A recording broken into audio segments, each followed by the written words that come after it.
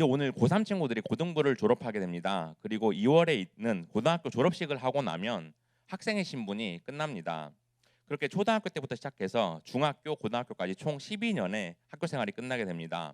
물론 대학교에 진학해도 학생의 신분이겠지만 이제 성인이 되기 때문에 이때까지와 삼가는 다를 것입니다. 그래서 끝인 동시에 새로운 시작을 하게 됩니다. 그래서 이제 대학 생활을 시작하거나 또 직장 생활을 시작하게 될 것입니다. 그리고 지금까지는 부모님의 보호 아래 살아왔지만 이제는 성인이기에 여러분들의 행동에 책임이 따를 것입니다. 그렇게 이제 여러분들 스스로 미래를 개척해 나가야 하고 또 인생의 선택이 스스로에게 달려 있습니다. 그리고 신앙생활을 계속 잘 하는 것도 여러분들의 선택이 될 것입니다. 왜냐하면 이때까지는 부모님이 도와주셨지만 이제는 순전히 나의 의지로 해야 하기 때문입니다. 그런데 우리가 그리스도인으로서 사회에 나가게 되면 세상의 문화가 존재합니다. 그래서 전적으로 타락하고 부패한 인간들의 죄로 가득 찬 문화가 있습니다. 그런데 그리스도인인 우리는 이러한 문화와 타협하면 안 됩니다. 왜냐하면 하나님은 죄와 함께 할 수 없는 거룩하신 분이기 때문입니다. 하지만 요즘 세상은 점점 더 타락하고 있고 세상의 문화는 하나님의 말씀을 따르지 않지만 마치 진리인 것처럼 우리를 속이고 있습니다. 특히 TV 드라마나 영화에서는 죄를 지으며 살아가는 것을 영웅처럼 만들어냅니다. 그리고 요즘 우리가 많이 보는 유튜브 영상들은 기독교 윤리에서 벗어날 때가 많습니다. 그래서 성을 상품화하고 남녀의 혼전 동거를 당연시하기도 하면서 청소년들이 순결하고 거룩한 삶을 살지 못하게 만듭니다. 그리고 이러한 환경 기독교 청소년들이 세상의 문화와 타협하게 만들면서 죄를 짓게 만듭니다. 따라서 여러분들이 그리스도인으로서 세상의 문화를 잘 분별해서 믿음의 사람이 되기에 힘써야 합니다.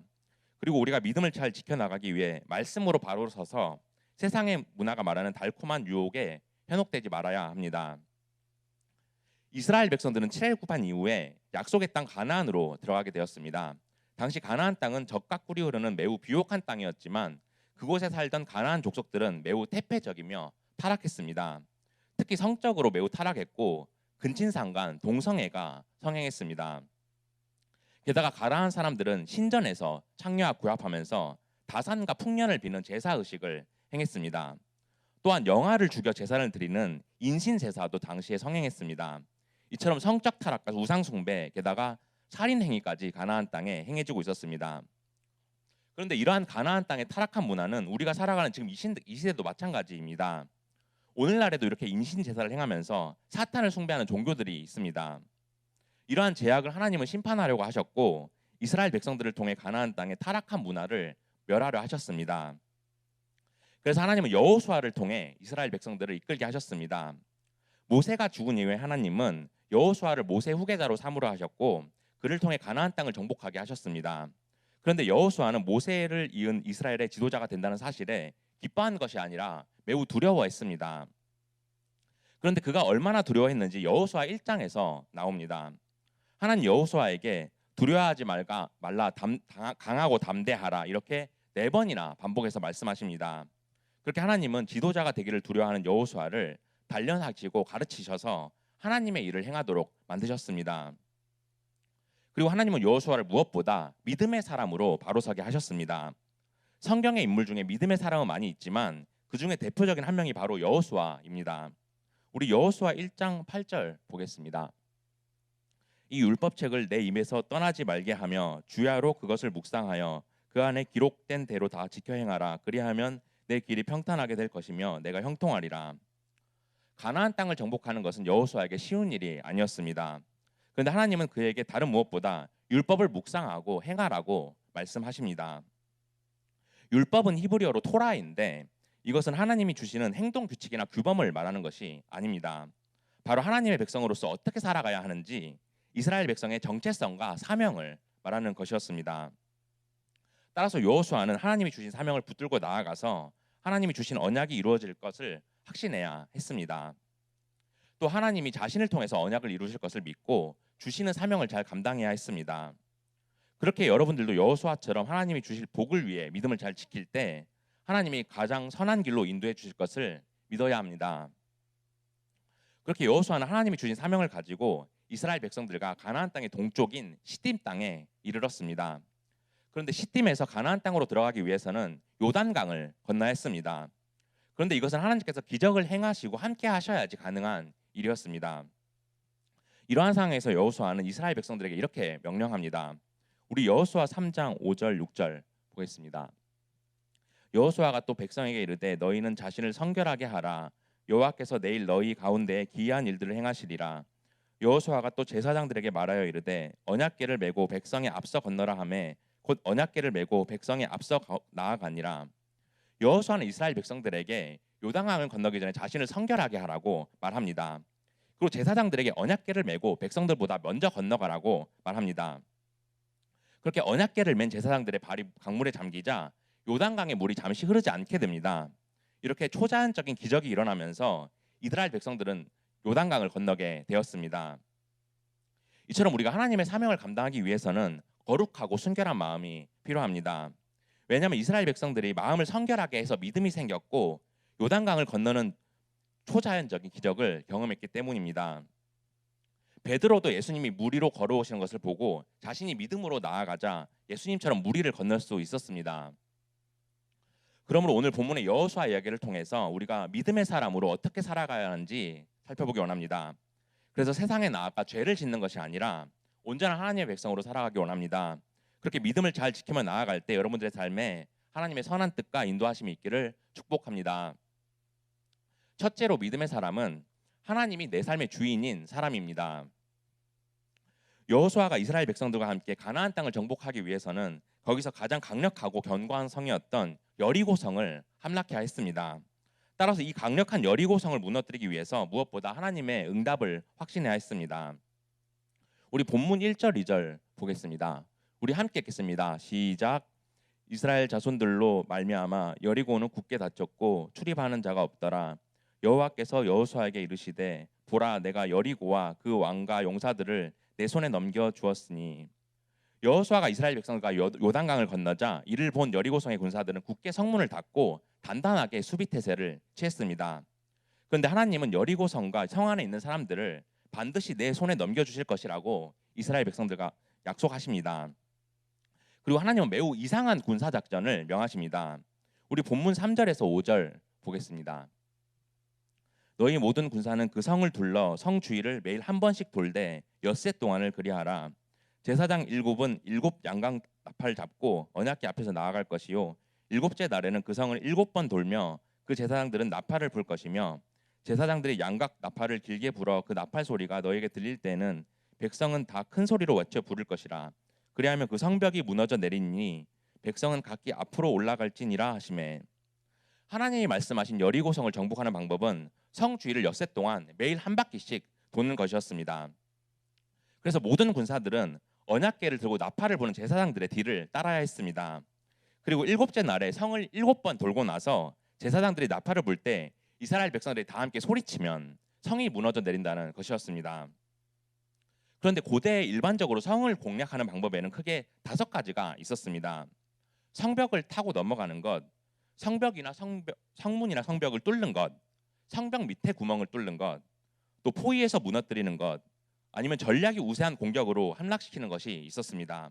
보통은 이 중에 한 가지 방법을 택했고 아니면 이 중에 여러 가지 방법을 함께 사용했습니다. 그래서 성을 포위해서 참호를 파고 공성차를 동원해서 성벽을 부수고 또 사다리를 성벽에 대서 성벽을 기어오르고 또 화살을 날려서 성 안의 군사들을 공격했습니다. 아마나 영화나 드라마에서 이렇게 성을 함락하는 장면을 여러분들은 봤을 것입니다. 그래서 수많은 군사들이 희생당하기 마련인데 단순하게 그냥 성만 돌면 무너진다는 이렇게 이상한 작전이 어디에 있을까요? 그렇게 이스라엘 백성들이 가나안 땅의 최강의 성 여리고를 차지하기 위해서는 사용하는 무기가 오직 3가지뿐이었습니다. 숫양의 뿔로 된 나팔, 하나님의 임재를 나타내는 언약궤, 그리고 함성 소리였습니다. 그런데 그렇게 하나님의 말씀대로 행하자 정말 여리고성의 성벽이 무너져 내렸습니다. 이처럼 이상한 작전을 행하기 위해서는 지도자인 여호수아의 참된 믿음이 필요했습니다. 당시에 이 작전을 처음 들은 이스라엘 백성들은 콧방귀를 뀌었을 것입니다. 그런데 하나님을 끝까지 믿고 순종하는 여호수아를 보고 이스라엘 백성들도 거기에 따랐습니다. 그러자 가나안 땅을 정복하기 위한 첫 번째 관문이자 가장 큰 관문이었던 여리고성을 함락했습니다. 그런데 그 방법은 어떠한 무력이나 지혜 또 어떠한 희생이나 죽음도 아닌 오직 하나님을 신뢰하는 믿음이었던 것입니다. 이처럼 우리도 세상을 살아가면서 가장 필요한 것은 믿음이라는 것을 깨달아야 합니다. 하지만 세상은 믿음보다는 돈과 명예 그리고 성공이 중요하다고 말합니다. 그래서 충분히 먹고 살 수 있는 돈을 소유하는 것과 좋은 집, 좋은 차, 또 좋은 직업을 가져서 인생을 즐겨야 한다고 말합니다. 그렇게 인생의 행복은 우리가 즐겁게 사는 것이라고 말하면서 우리의 믿음과 신앙을 흔들어 놓을 때가 있습니다. 그래서 내가 가진 것을 자랑하는 것이 성공이고 행복인 것처럼 말합니다. 요즘 SNS에서 유행하는 성공파리라고 부르는 사람들이 있습니다. 그들은 자신들의 재산을 자랑하며 관심을 끌어서 팔로워 수를 늘립니다. 그래서 화려한 파티를 벌이고 또 비싼 요트를 타기도 하고 또 고가의 저택과 명품 물건들을 보여주면서 자신을 과시합니다. 우리 마태복음 6장 24절 보겠습니다.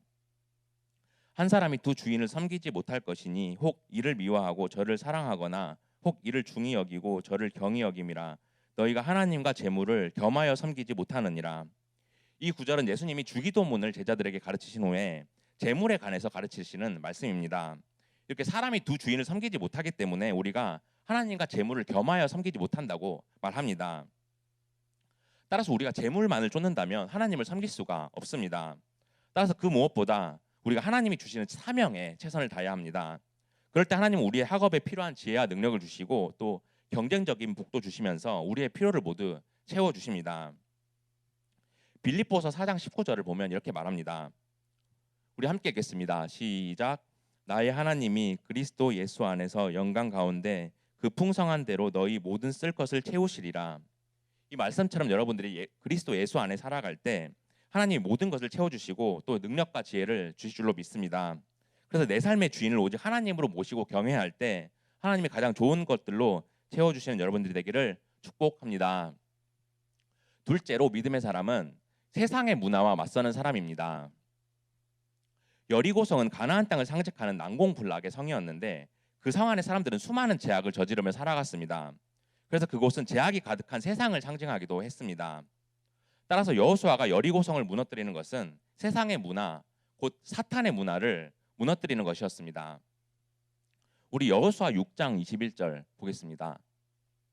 그 성 안에 있는 모든 것을 온전히 바치되 남녀노소와 소와 양과 나귀를 칼날로 멸하니라. 여리고성 사람들이 얼마나 큰 제약을 저지르고 살았으면 하나님은 그 도시의 모든 사람들과 가축들을 죽이라고 명하십니다. 그만큼 여리고는 타락한 도시였기에 하나님은 그 타락한 문화를 심판하려 하셨습니다.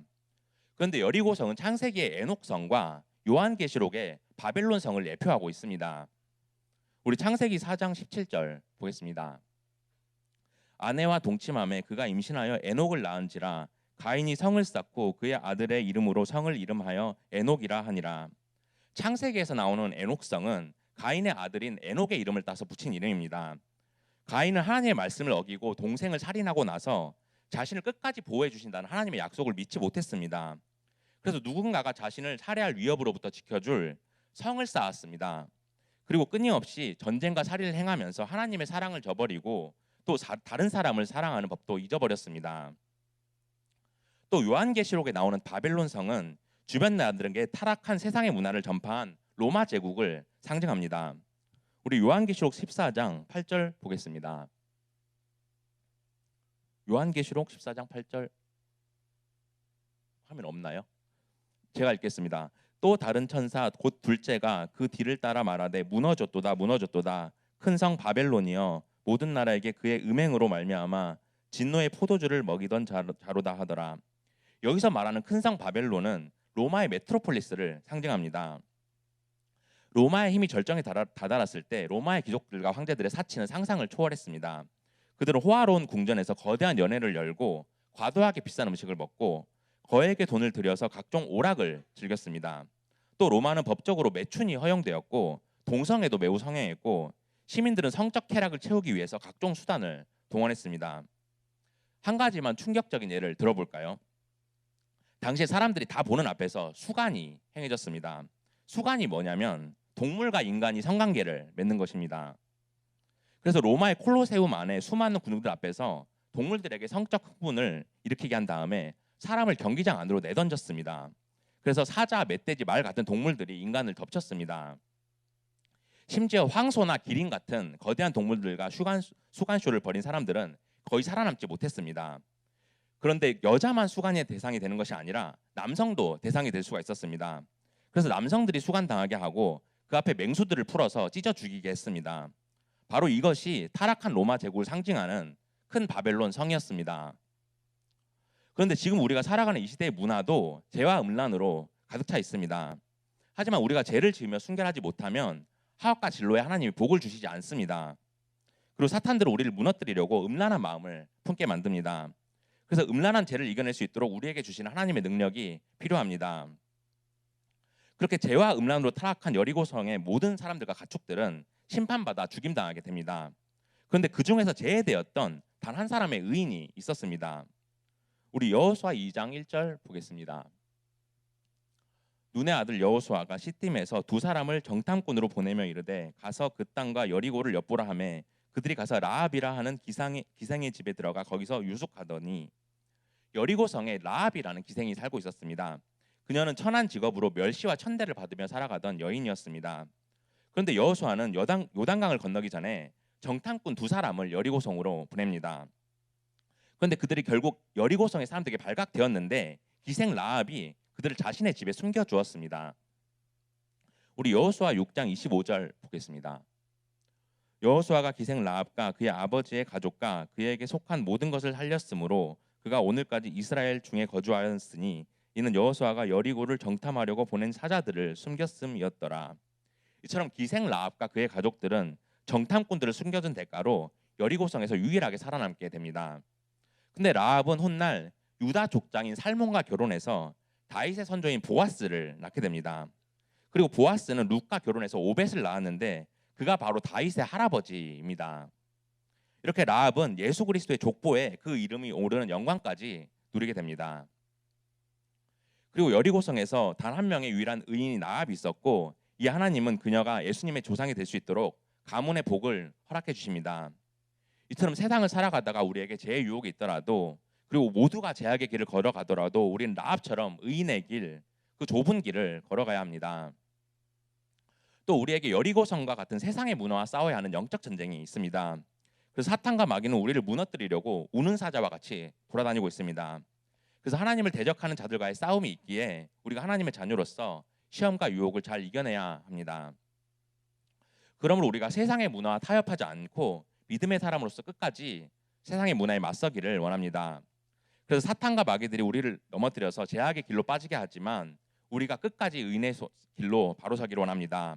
그럴 때 하나님이 여러분들의 앞길을 인도해 주시고 하옵과 진로에 형통함이 있기를 축복합니다. 셋째로 믿음의 사람은 하나님의 말씀에 순종하는 사람입니다.